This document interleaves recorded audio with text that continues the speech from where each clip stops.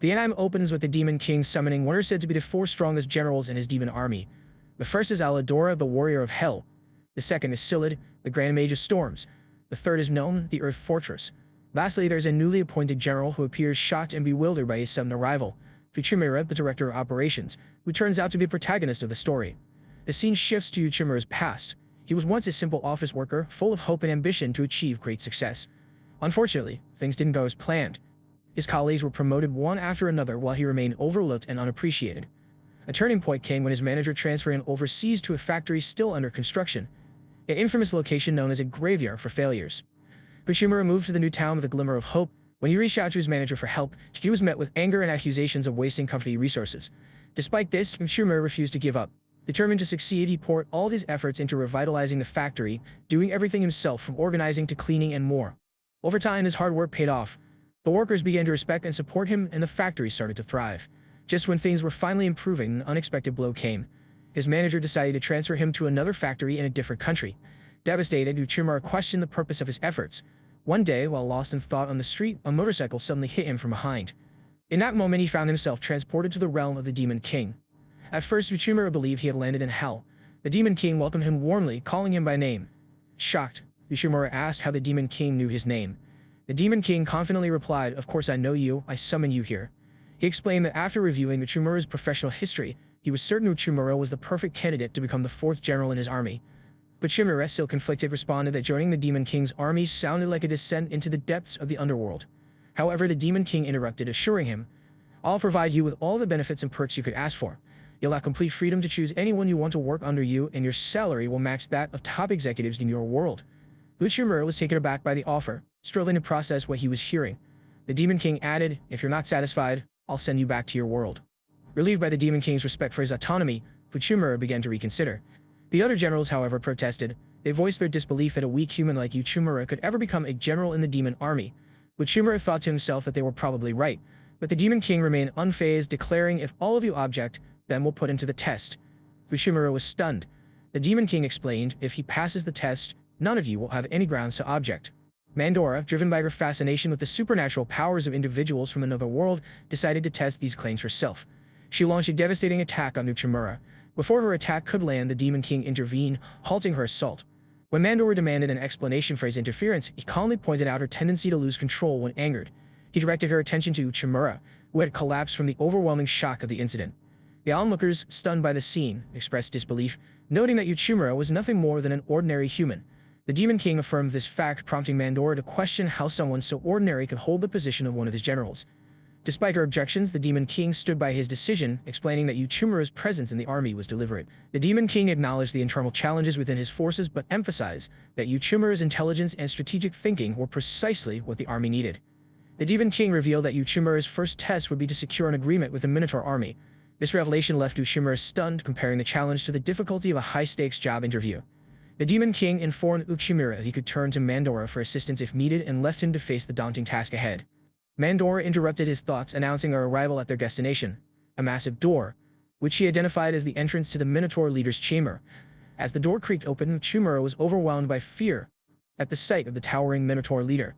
The leader's imposing figure made Uchimura doubt whether peaceful negotiation was even possible. Sensing his hesitation, Mandora offered to help, sharing some tips on negotiation. Uchimura felt a brief sense of relief, but it quickly evaporated as her abrasive approach immediately angered the Minotaur leader. Observing the chaos, Uchimura silently concluded that Mandora was ill-suited for diplomacy. After leaving the chamber, Mandora explained that the negotiations had initially been going well but collapsed when the leader outright rejected the proposed conditions. She admitted to multiple failed attempts to negotiate in the past and, in her frustration, blamed the Minotaur leader for being unreasonable. Turning to Uchimura, she declared it was now his turn to handle the negotiations, leaving him speechless and unsure of how to proceed. Standing alone, Uchimura questioned how he could possibly persuade such an intimidating creature. In his uncertainty, a memory surfaced of difficult negotiations he had faced in his previous life. During challenging times, he would retreat to a quiet tavern to clear his mind and find clarity. Recalling how he had always managed to overcome obstacles, he steadied himself, drawing upon his past experiences and resolving to succeed in the negotiations, no matter what lay ahead. The focus shifted to the Demon King, where Mandora provided an update on Uchimura's situation. The Demon King, maintaining his composure, expressed confidence and waited to see how Uchimura's negotiations would unfold. Later, Mandora stumbled upon Uchimura surrounded by piles of trash, rummaging through the mess as requested by the Minotaur leader. Several filled bags sat neatly beside him. She remarked on how quickly he had taken control of the negotiations. The following day, Uchimura entered the Minotaur leader's chamber. Mandora, unable to suppress her curiosity, decided to check on the progress. To her surprise, the room was filled with heaps of the Minotaur leader's trash, but neither Uchimura nor the leader was present. Confused, she speculated that the negotiations might have failed, prompting the leader to leave. At that moment, Uchimura appeared calmly, explaining that the Minotaur leader was with the Demon King finalizing the agreement. Mandora, baffled, demanded to know what had happened. Uchimura revealed that the agreement had been completed the previous day. Stunned, Mandora questioned how he managed to strike a deal with someone so notoriously stubborn in just one day. Uchimura explained to her that she had misunderstood the situation. She believed the Minotaur leader was rejecting the negotiations, but in reality the negotiations were progressing smoothly. The issue, he said, was the negotiation approach. He shared an experience from his past with a client who initially rejected everything but later agreed once trust was established through clear, passionate, and emotionally driven explanations of the terms. Uchimura pointed out that the failure in Mandora's negotiations stemmed from the Minotaur leader not understanding the terms or the purpose of the negotiations. He also highlighted that the straw requested by the leader was an important gesture of goodwill in their culture, as the Minotaurs used straw to accommodate guests, sleeping on it to avoid overcrowding their rooms with furniture. The leader had been frustrated because he couldn't sleep comfortably on the ground. Hearing this, Mandora felt a pang of regret, realizing that the failure had been due to her inability to understand the Minotaur leader.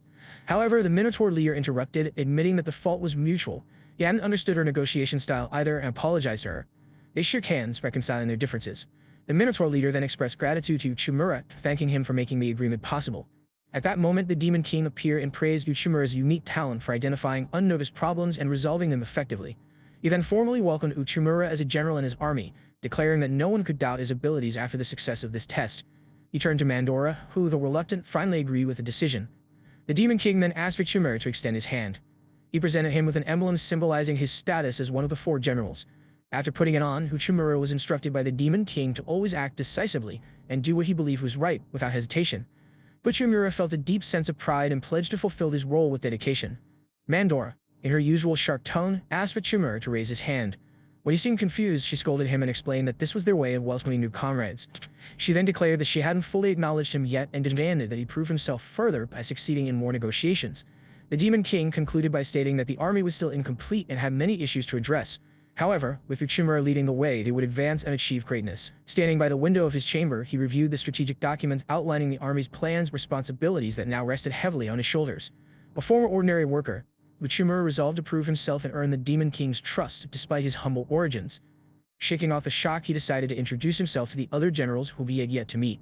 His first stop was General Sid's room.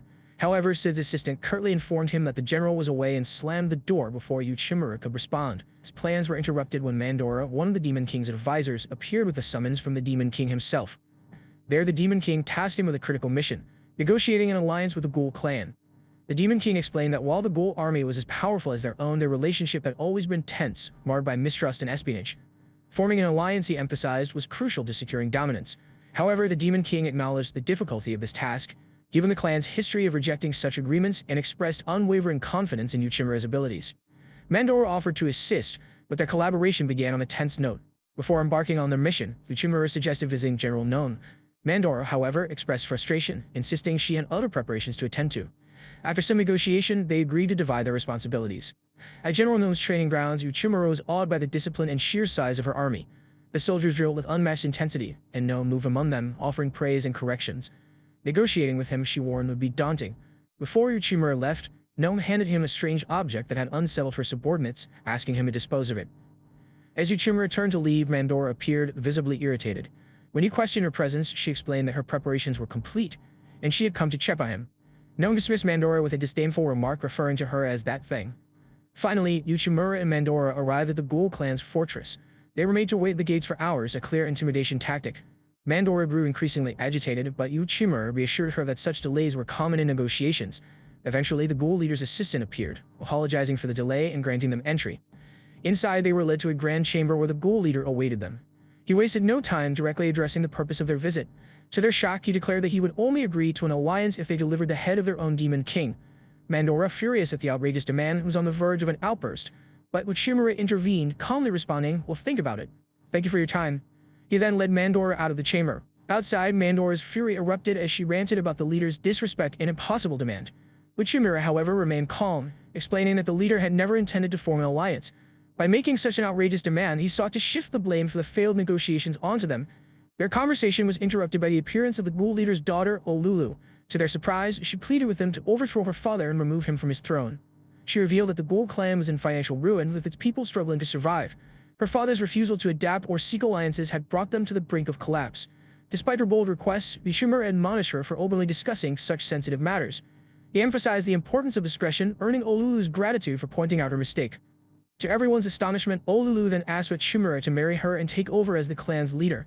Mandora was visibly furious, but Uchimura, overwhelmed, promised to think it over. Later, while Mandora and Uchimura discussed their next move at a tavern, inspiration struck Uchimura. He realized that instead of focusing solely on the Ghoul clan, they could unify the neighboring clans, forming a strong alliance that would force the Ghoul leader to the negotiating table. A week later, the Ghoul leader summoned them again, enraged that Uchimura had successfully integrated the neighboring clans into the Demon King's army. Uchimura explained that his actions were meant to strengthen the region as a whole, subtly provoking the leader into losing his composure. At that moment, Olulu entered, revealing that she had facilitated Uchimura's efforts to ensure her father couldn't ignore the alliance's benefits. Tearfully, she reminded her father of his past strength and urged him to embrace change for the clan's future. Reluctantly, the Ghoul leader agreed to consider the alliance. Days later, Mandora informed Uchimura that the leader had officially accepted.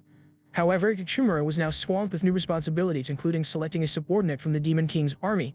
Mandora suggested he trust his instincts, but Uchimura admitted he had hoped she could be his partner as he trusted her deeply. Embarrassed, Mandora blushed.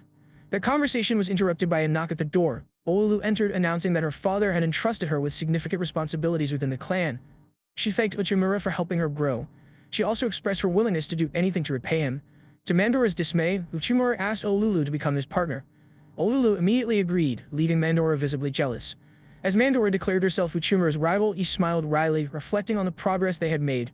Yet he reminded himself that with great gains came even greater risks. Resolving to remain vigilant, he steeled himself for the challenges ahead, ready to serve the Demon King's army. A few days later, Dinas was working in his office when Lulu entered with some good news.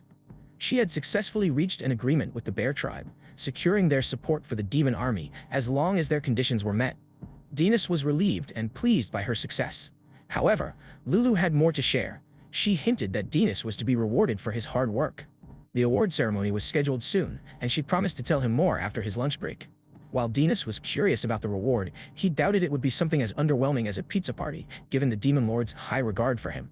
Just then, Mandra arrived at his office with lunch, as she often did. While Dinas enjoyed her company, he loathed the bland porridge served daily in the demon army. Though he understood the logistical challenges of feeding an entire army, he longed for something more flavorful, especially meat. Hearing his complaints, Mandra suggested a solution. They'd go hunting to get fresh meat themselves. Dinas was hesitant, not fond of hunting, but Mandra revealed another reason for their trip. The demi-human tribes had requested help exterminating a magical beast that had been attacking their villages. This beast had already killed several orcs, and though Mandra believed in the strong devour the weak philosophy, she agreed to step in as the creature was too powerful for the orcs to handle alone. As they ventured into the forest, Mandra noticed mushrooms growing under a tree, and deduced that the beast must be nearby, as previous attacks occurred while orcs gathered these mushrooms. They didn't have to wait long. The magical boar appeared almost immediately. Mandra leapt into action, delivering powerful blows to the creature, but her strikes weren't fatal. While Dinas was impressed by her strength, he realized she lacked the killing power to finish the beast quickly. After enduring the boar's attacks and protecting Dinas, Mandra reluctantly used her true power to snap the boar's neck, ensuring its meat remained intact. They dragged the boar back to the orc village, where the villagers expressed their gratitude and admiration for Mandra's feat. Mandra decided to share the meat with the entire village, much to Danis's surprise. However, things took a comedic turn when Mandra attempted to cook the meat herself, using a fireball and producing a lump of charred flesh. Dinas took a bite and immediately regretted it, describing the taste as akin to eating hot tar. Frustrated, he insisted on taking over the cooking. Once he prepared the meat using proper techniques, the result was delicious, impressing Mandra and the villagers. Dinas offered to teach them how to cook properly, emphasizing that culinary advancement was vital for the demon army's development. Though Mandra initially dismissed the need for someone of his rank to teach cooking, she couldn't deny the wisdom in his words. As night fell, Mandra suggested returning to the castle. Dinas, concerned about the dangers of traveling in the dark, was reassured by Mandra's ability to light their path with her magic. Along the way, Dinas suggested improvements for Mandra, like using a weapon and wearing more protective armor in battle. However, Mandra took offense at interpreting his suggestions as an insult to her pride as a demon. She stormed off, leaving Dinas alone in the forest. Forced to seek refuge in the orc village, Dinas spent the night reflecting on what went wrong. The next day, Dinas reported the mission's success to the Demon Lord, but admitted his falling out with Mandra. The Demon Lord, understanding the importance of their partnership, ordered Dinas to reconcile with her. After some research, Dinas learned that demons take immense pride in their physiques, as their magic is tied to their physical forms. By suggesting armor that covered her body, he had unknowingly insulted Mandra's pride. Meanwhile, Mandra confided in Lulu, lamenting that Dinas hated her and didn't appreciate her body. Lulu explained that Dinas, being human, had different cultural values and likely didn't mean to offend her. Realizing her mistake, Mandra grew embarrassed and decided to apologize. The two finally met in the castle stairwell, where they both apologized. Mandra admitted she just wanted Dinas to compliment her, while Dinas reassured her that he did find her attractive but had misunderstood demon customs. They forgave each other, strengthening their bond as partners, though Mandra misinterpreted partner as a marriage proposal. Later, the Demon Lord held a special ceremony to honor Dinas for his achievements. He presented Dinas with a magical stone, a significant and rare reward. However, Dinas, feeling that his success was a team effort, walked up to Mandra, knelt before her, and offered to share the honor with her. Unbeknownst to him, presenting a magical stone in this way was a public marriage proposal in demon culture. Mandra was too embarrassed to accept immediately, but the gesture left everyone stunned and excited, marking the end of this chapter in their journey. Subscribe to see what happens next. The anime begins in Japan, with an orphan boy named Kazuya, who was on his way to a convenience store to get a meal for himself when he saw a thug about to attack two girls. Without hesitation, he jumped in to save them, and in the process, he got stabbed by the thug and died. At least, before his final breath, he was happy knowing he saved the two girls behind him. With that, he opened his eyes in a whole new world as a 3-year-old boy named Kane.